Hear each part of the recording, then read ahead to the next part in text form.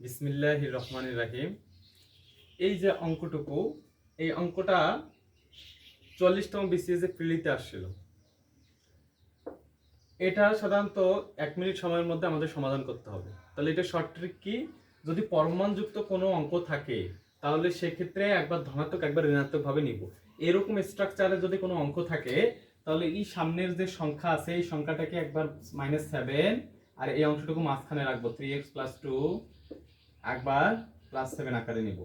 এরপর কি করব, এরপর যেহেতু অসমাতিটি সমাধান করতে বলছে তাহলে সমাধান করতে বললে চলকের মান নির্ণয় করতে হয়, সেটা x থাকুক, k থাকুক, y থাকুক, z থাকুক, যা কিছু থাকুক না কেন। তাহলে আমরা সমাধান করব -7। এখানে 2 উঠাই দিতে গেলে উভয় পাশে কি করতে হবে, যেহেতু +2 আছে সবগুলা থেকে -2 বিয়োগ করতে হবে।